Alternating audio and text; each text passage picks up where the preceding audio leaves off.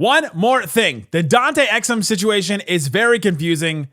I have one way that they can fix it. We'll talk about that and more. Locked On Mavs. One more thing right now. I'm here because I have to. Dallas is going to get a seat at the table. That's it. It's me versus the machine. Nice penetrating thrust to the middle. People forget about him. Hot man, the hot player. Wait. One more thing. Fired up. Yeah, welcome. You're still locked on to the Dallas Mavericks, your team every day. My name is Nick Angstadt, media member covering the Mavs for 10 years. Thanks for being every day or making Locked On Mavs part of the #1 sports podcast network out there. Today's episode is brought to you by FanDuel. Right now, new customers can bet just $5. If your bet wins, you get $300 in bonus bets to use across the app. Head to FanDuel.com to get started. One more thing. I got a bunch of questions today on the text line about Dante Exum, so I decided we got to talk about it. We got to figure out what's going on with Dante Exum. And here are the questions. Is it normal that we're getting zero information? Can they keep Dennis Smith Jr. over Dante Exum? Can they just do that? And so we'll talk about that, but let's start here. This is just the question of the hour right now. We're not getting any information on Dante Exum. All we know is that he's out. Kid, he hasn't practiced. Still hasn't practiced. He was seen on Thursday just doing some like elliptical or like, it was like an elliptical bike. I don't know if it's like there's a seat on it. Like ellipticals normally have seats. I don't know. I'm not like a big elliptical guy.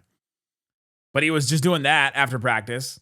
I got multiple people that texted me were like, Stein said that he had ice, he was holding an ice pack on his knee. Is it his knee? That was in training camp. So that was, well, Jason Kidd says training camp is at all times. Training camp is in our hearts. It's not like an actual date.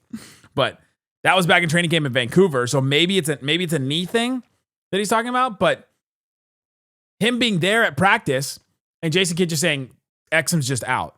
I've been taking the approach on this show with Dante Exum of saying we don't know what it is. He just says he's out. Kidd has just said he's out. He's been asked if it's an injury, and he said he's just out. There's no injury reports during preseason, so we're not getting like an official Dante Exum out, hamstring, Dante Exum out, foot. Like we're not getting that. Even like just one body part, right? Like sometimes it's like Dereck Lively last year was like Dereck Lively out, foot. Like, okay, well that doesn't even tell us what it is. You got to do the reporting. We got to get the reporters to get out there and figure out what is wrong with the foot, and that would happen. But we're not even getting that. Like even Stein is not getting that right now. So if you're like, why don't you go figure it out? Well, Stein can't figure it out, then I'm not gonna be able to figure it out. But he's just out right now. And the reason why I think that this is a big deal, or at least some kind of a big deal, is the Mavs waived and stretched Omax to get rid of him. Like they like I don't know if I'm gonna say wasted a draft pick or like wasted a young player, or like they definitely wasted some cap to do this, to bring in Dante Exum, to make this move, to bring in another guard. Omax is gonna be on the books for like it's a dead $1 million on the books right now with Omax gone. So they at least wasted that. Seems like another weird, like end of the bench, weird thing that's just not working out for the Mavericks right now. Remember like the Caleb Martin thing last year? The Mavs brought him in and that was the guy they traded Quentin Grimes for. And you're like, well, at least they got something for Quentin Grimes. But then that thing was a thing that they also couldn't sign anybody. Then they were kind of screwed. Then their two-way guys were running out of games. And it's like, all right, who could have predicted that? Like, all right, I'll give them a pass on that part. But it just all seemed like it was kind of not coming together. So for this Dante Exum thing, he was seen after practice. He's around the team. He's just out. So we don't really know what's going on with Dante Exum. If it's an injury thing, then at this point, I don't know. Like, do they expect him to get better? Are they worried? Are the Mavs worried about him? Doesn't seem like they are. Do I just take my cues from the Mavericks? Or do I take my cues from the Mavericks and think they may be hiding, they may be covering something up again like last year? Remember Dereck Lively's thing? Foot, ankle, whatever it ended up being. And then they finally like did a test and they're like, oh wait, he actually has a fracture. Oh man. Anthony Davis with his eye thing, he didn't find out about it until the middle of the offseason. Maybe it didn't happen till then.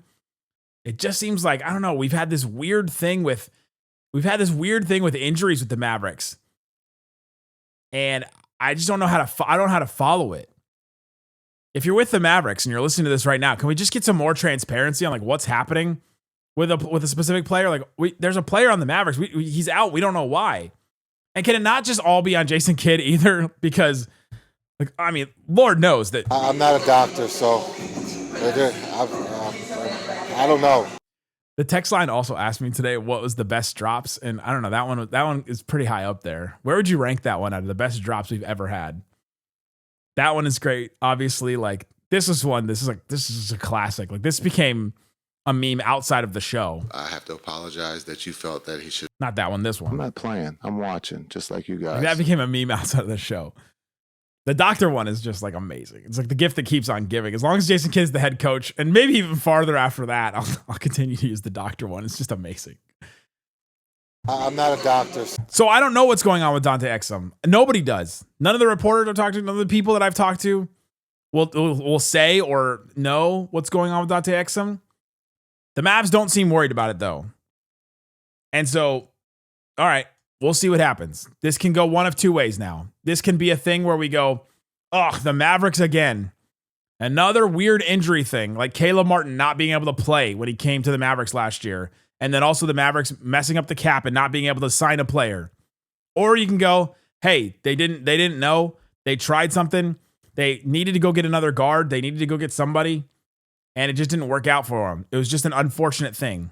It was an unfortunate thing that the Sixers lied about Caleb Martin and that the NBA made them pay another second round pick. Like, you can look at it one of two ways. It's kind of like, are you an optimist or are you a pessimist? Do you hate the Mavs front office or do you like the Mavs front office right now? Is how you can look at this thing and like literally one of two ways. To me, I look at it and I wonder what they like. Did Dante Exum get hurt in camp?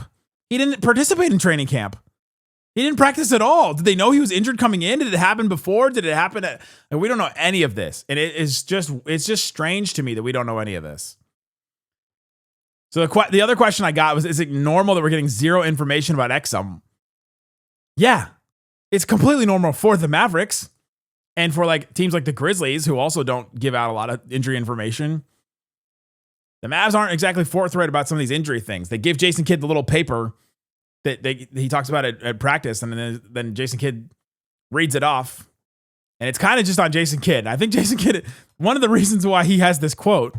I'm not a doctor, so I don't know. Is because he's the only one that gets questions about injury stuff. Like, far be it for me to defend Jason Kidd here, but why is he the only one that gets to talk about, like, has to talk about injuries and has to report the injuries? I don't know. I guess I don't know where else it would come from. No, it would come from a team report. It would come from some kind of team report where they're like, here are injuries. Here's who's out today. And give them the talking points. Like, can we just get that? Can we get that from the medical staff? Ugh. Coming up. How do they keep Dennis Smith Jr. in all this? It's complicated.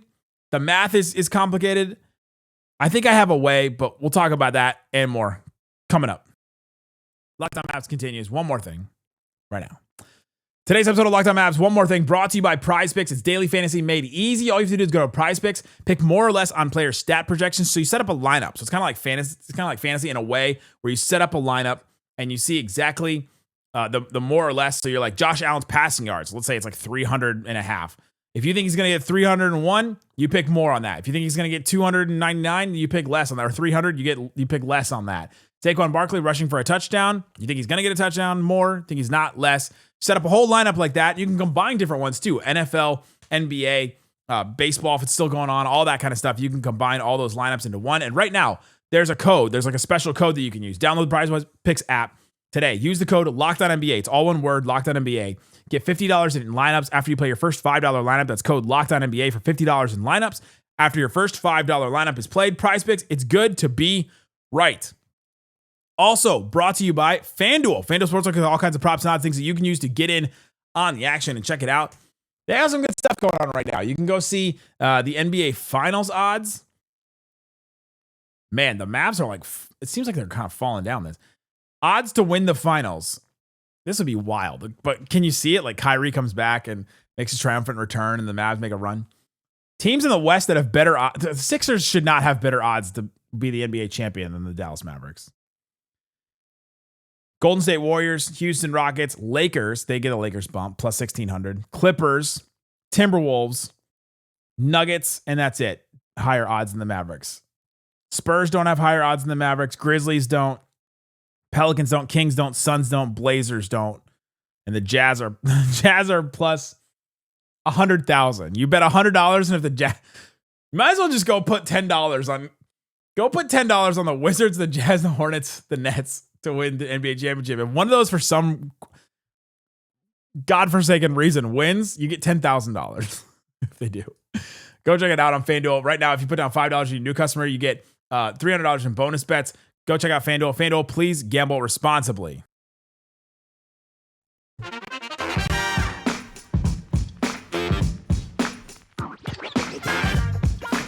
I don't know if FanDuel will like that suggestion or not.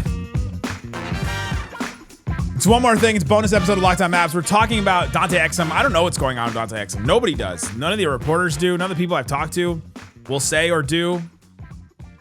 And so I got this question on the text line. Since Exum is out, I think we all agree that we should just keep Dennis Smith Jr. over him. This is what the texter is saying. Realistically, what path is there for parting with Exum's contract? Is it not guaranteed? So if I understand this correctly, and if you're part of the Mavs front office and you're listening to this, please message me or tell me if I'm wrong about any of this math. If I understand it correctly, and there's a ton of CBA rules, so maybe I'm missing one of those too. The Mavs are $1.29 million below the second apron. We've been talking about these second aprons, and they're basically these luxury tax, like these tax lines, that if you use certain things, like, okay, if you're a first apron team, you're allowed to use certain like things. If you're under the aprons, you're allowed to use certain things, like the biannual exception and the full mid-level exception and things like that. The contract the Mavericks signed D'Angelo Russell to makes them a first apron team, so they have to be under the second apron. So they have to stay under it. They cannot go under that they cannot go over that second apron. So they're 1.29 million under that. The minimum deal that they would give Dennis Smith Jr. is 2.29. So that's higher than that. So they literally can't sign him. So even if they just waived Exum and was like, all right, see ya, goodbye, Dante Exum's money is still on the books. So Dennis Smith Jr.'s money is too much. They would go over that second apron, and then that would be bad. They would be hard. It's impossible. Actually, it's impossible. It's against the rules. The Clippers are allowed to do things against the rules. I guess the Mavericks are. So they can't just waive Brandon Williams has a non-guaranteed deal. He's making $2.2 million, but it's non-guaranteed. So he's got $0 guaranteed. So they could just waive Brandon Williams and bring in Dennis Smith Jr. That's the way they could do it. Or they could trade Exum, but they just tried to trade Hardy. They tried to trade Omax and it didn't work. So they had to just waive and stretch Omax. I guess they could waive and stretch Dante Exum again, but I don't even know if math-wise that gives them enough room under the apron. Like, if they waived and stretched him, I think it would actually give them enough room. So they could waive and stretch Dante Exum's veteran minimum, $2.2 million, and try and figure that one out. So I guess those are the two ways. Again, correct me if I'm wrong, anybody, if there's cap expert out there. CBA Mavs is listening for sure. Let me know. But the two ways that they can keep Dennis is they have to waive Brandon Williams, or three ways, right? Trade somebody for a lesser salary. So if they do find a trade for Hardy or something or somebody else, they could, or Caleb Martin or whoever, they could do that. They find and bring back less money. Then okay, you could do that. You waive Brandon Williams, or you waive and stretch Dante Exum or somebody else. Find another team for Dante Exum or something like that.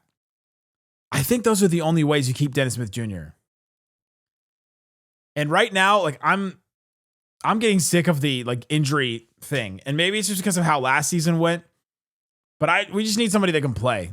Even if Dennis is not going to bring the best offense, I'll take the defense. I'll take the elite defense and just make the Mavs this elite group. Like Dennis Smith Jr., Max Christie, Cooper Flagg, Anthony Davis, and Dereck Lively defensively. Who are you picking on in that group? Who are you picking on? Who is getting brought up in a screen to defend Luka? Is it Lively?